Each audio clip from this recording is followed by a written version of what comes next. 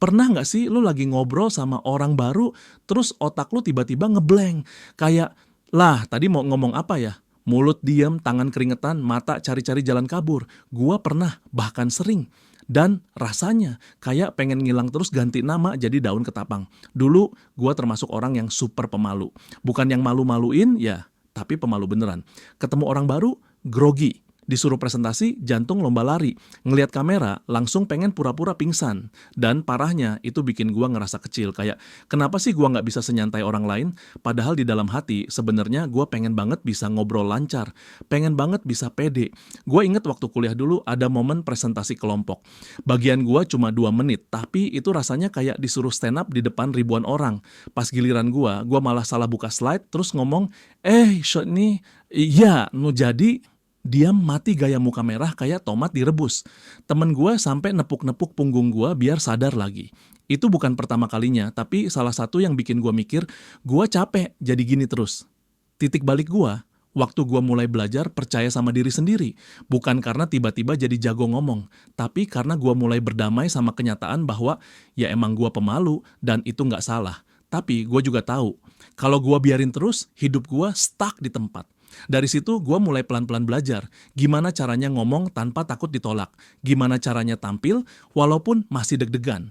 Dan yang paling penting, gimana caranya nggak maksa jadi orang lain biar kelihatan pede. Percaya diri itu bukan sesuatu yang lo dapet dari lahir, itu sesuatu yang lo latih, kayak otot. Semakin sering lo pakai, makin kuat. Gue dulu mikir, orang pede itu emang berbakat, padahal enggak juga.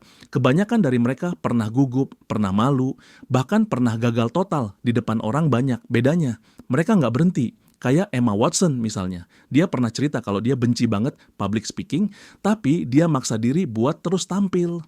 Sekarang, dia jadi salah satu suara paling kuat di dunia soal isu sosial. Dari cewek pemalu jadi speaker PBB. Gila. Nah, sekarang gue mau share 3 kebiasaan kecil yang bantu banget buat lo yang masih suka ngerasa pemalu. 1. Bicara sama diri sendiri, iya, literally, di depan kaca. Gue tiap pagi bilang ke diri gue, lo boleh takut, tapi lo nggak boleh kabur.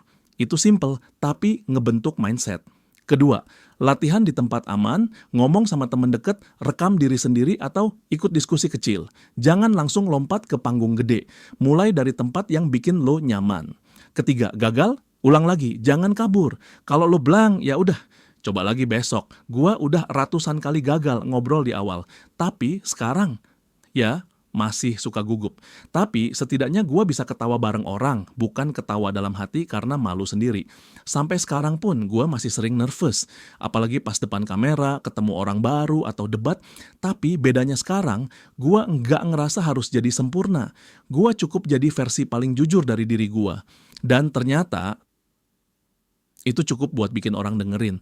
Jadi kalau lu sekarang masih suka gugup, masih suka malu, masih suka ngerasa kecil di tengah keramaian, tenang, lu nggak sendirian.